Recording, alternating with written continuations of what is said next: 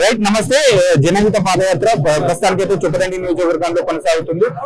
జనహిత పాదయాత్ర ఎందుకు కొనసాగిస్తున్నారు అనేది విషయం పైన మాట్లాడడానికి మనతో పాటు మాట్లాడిన మాజీ ఎమ్మెల్సీ మాజీ మంత్రివర్యులు జైత్యాల సీనియర్ కాంగ్రెస్ నాయకులు మాజీ ఎమ్మెల్సీ జీవన్ రెడ్డి గారు ఉన్నారు. వారితో మాట్లాడే ప్రయత్నం చేద్దాం.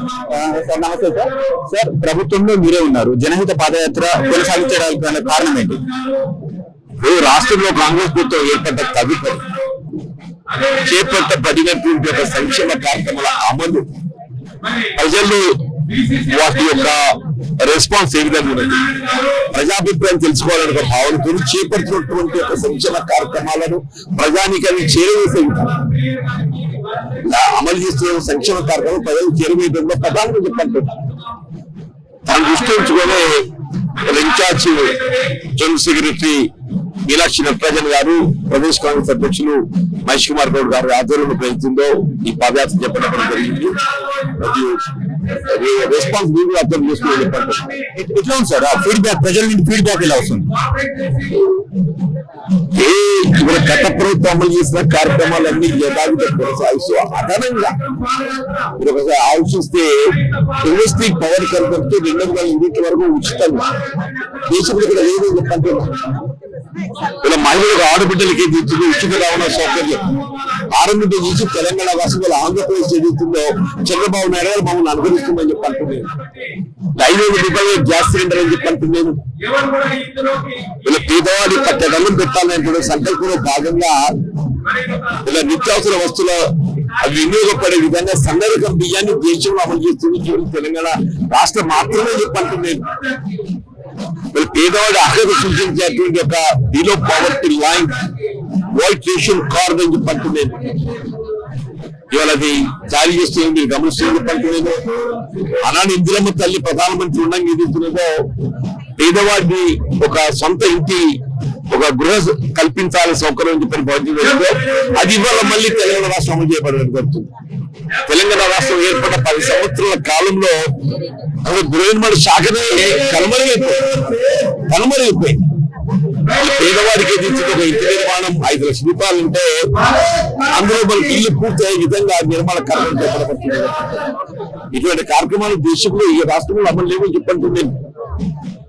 వాళ్ళు అవన్నీ ఏదైతుందో ప్రజలకు చేరబడే విధంగా ప్రజలను ఏదైతుందో ఒక చైతన్యవంతులు చేసే విధంగా వాళ్ళ ప్రభుత్వం కల్పిన సౌకర్యాలను పొందడానికి కొరకు ఏదైతుందో వాళ్ళు చైతన్యం చేయడానికి కార్యక్రమం చెప్పడం. గత ప్రభుత్వంలో చూసుకున్నట్టయితే డబుల్ బెడ్రూమ్ ఎవరికి ఇవ్వలేని పరిస్థితి, అది ఊరు బయట కట్టి అవి అట్లా ఉంచిన పరిస్థితి, వాటి బిల్లులు కూడా కాంట్రాక్టర్లకు ఇవ్వలేని పరిస్థితి. ఇప్పుడు చూసుకున్నట్టయితే ఇందిరమ్మ ఇళ్ల పథకం ఎలా కొనసాగుతుంది గ్రామ స్థాయిలో? మీరే కంపెనీ చేస్తుంది కదా బాబు. ప్రతి నియోజకవర్గంలో 1500 ఇండ్లు నిర్మాణం చేపట్టింది.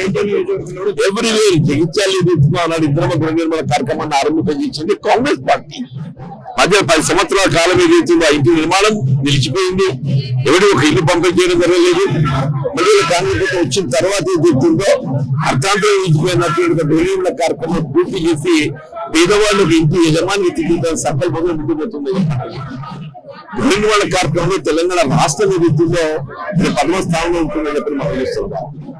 రాష్ట్ర ఆర్థిక పరిస్థితి ఎలా ఉంది? మేనిఫెస్టోలో కళ్యాణ లక్ష్మికి తులం బంగారం అనే అంశం అయితే మీ ద్వారా కాంగ్రెస్ పార్టీకి వెళ్ళడం జరిగింది, కానీ ఇంకా తులం బంగారం అనేది ఇంకా ఇంప్లిమెంటేషన్ జరుగుతలేదు. సో అంటే ఆర్థిక పరిస్థితి ఎలా ఉంది, ఎప్పటి నుండి రావచ్చు మీ అభిప్రాయం ప్రకారం? ఇప్పుడు రాష్ట్రం ఆర్థికంగా ఇబ్బందులు ఎదుర్కొంటున్నటువంటి ఒక మాట వాస్తవం. ఇలా గత ప్రభుత్వం మీద రాష్ట్రంలో అప్పులు మిట్టింది. ఇలా అప్పులను అన్నిటి తీర్చడంతో పాటలు ప్రజా సంక్షేమ కార్యక్రమం సంబంధించి ఉన్నటువంటి వనరుల ఏ విధంగా సద్వినియోగం చేయాలని సంకల్పం ముందుకు పోతుంది.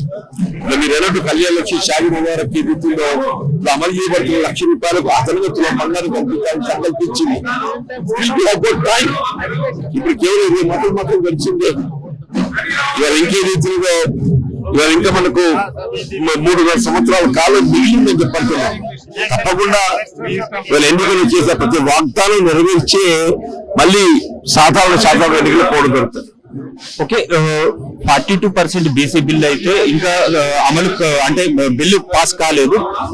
కానప్పటికీ ఇప్పుడు స్థానిక సంస్థల ఎన్నికల్లో టికెట్లు కేటాయింపు విషయంలో బీసీ 42% రిజర్వేషన్ అమలు చేస్తామని అంటున్నారు. అది ఎంతవరకు సాధ్యం? ఈ 42% బీసీ బిల్లులో 10% బీజేపీ ఏదైతే చెప్తుందో ప్రధానంగా 10% అనేది ముస్లిం కు కేటాయిస్తారు. అది 10% తీసేస్తే 32% మాత్రమే వస్తుందని అంటున్నారు. దానిపైన మీ విశ్లేషణ? బీజేపీ నాయకులు ముస్లిం వర్గాల్లో 10% కేటాయించడం అనేది ఎక్కడ చూసినా మాకు తెలుస్తూ అవడం లేదా? లోకల్ బాడీ ఎన్నికలు లోకల్ బాడీ ఎన్నికలు కేటగిరైజేషన్ లేదు. 42% బీసీ రిజర్వేషన్ అనేది అది ఏ వర్గానికి అది కాకుండా అందరూ దానికి అర్హత కలిగి ఉండే విధంగా అమలు చేయాలని సంకల్పించమని చెప్పండి. నేను విద్యా ఉద్యోగాలలో ముస్లింలు కలిగిన రిజర్వేషన్ కేవలం 4% మాత్రమే చెప్పంటున్నాను. అదనంగా సమకూరితే 13% ముస్లింలకు గౌరవి కేవలం 1.8 మాత్రమే అదనంగా చెప్పంటున్నా.